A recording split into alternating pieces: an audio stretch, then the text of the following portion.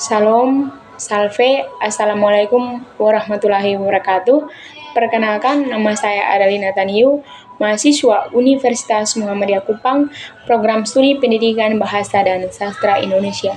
Pada kesempatan kali ini, saya akan membuat video untuk memenuhi tugas mata kuliah keterampilan menulis sastra. Jadi tugasnya yaitu Ibu meminta untuk membaca bacaan wajib yaitu novel.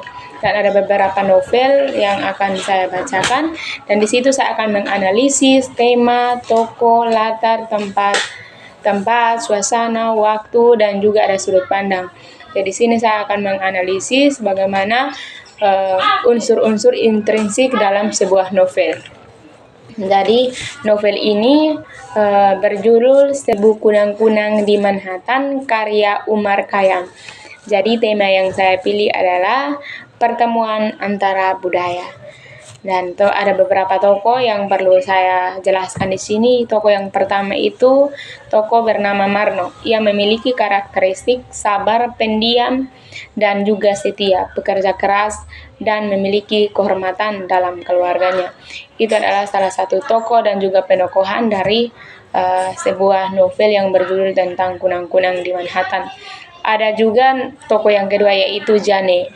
Jane ini memiliki karakteristik sosok berat, modern, ceramah. Ia adalah seorang ceramah yang mandiri dan juga cepat emosionalan. Sedangkan ada tokoh yang satu lagi bernama Tommy, mantan suami dari Jane. Meskipun tidak hadir dalam cerita secara langsung, karakternya mempengaruhi dinamika dalam cerita atau dalam novel tersebut. Yang berikut di sini ada latar tempat dalam cerita di sini adalah apartemen di Manhattan. Sedangkan waktunya pada malam hari, bulan dan lampu kini menjadi refleksi suasana hati. Sedangkan latar suasana di sini ada kesepian. Novel di sini ada juga yang menceritakan perasaannya kesepian dan juga ketegangan dalam emosionalan dan kenyamanan novel tersebut. Sedangkan di sini ada juga selain dari latar tempat, waktu dan suasana, ada juga dengan alur dari jalan cerita tersebut. Dalam cerita ini menggunakan alur maju. Mengapa saya mengatakan alur maju? Karena cerita ini mengisahkan dialog-dialog di antara Marno dan Jane, tokoh-tokoh dalam novel tersebut, dari awal sampai akhir. Kisah mereka selalu berurutan dari awal sampai akhir. Itu yang menjadi panduan saya menggunakan alur maju. Yang berikut adalah sudut pandang. Sudut pandang dari Seribu Kunang-Kunang di Manhattan diceritakan dari sudut pandang orang ketiga. Meskipun menggunakan sudut pandang orang ketiga, pengarang dalam cerita ini tidak sepenuhnya objektif. Dan yang terakhir adalah gaya bahasa.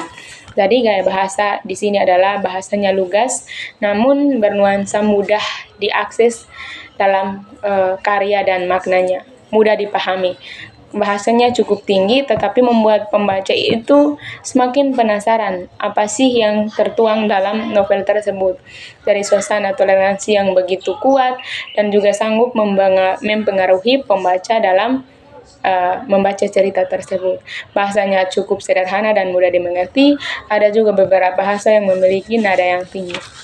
Mungkin itu saja yang dapat saya ceritakan atau saya analisis dari novel Layar Terkembang. Sekian dan terima kasih.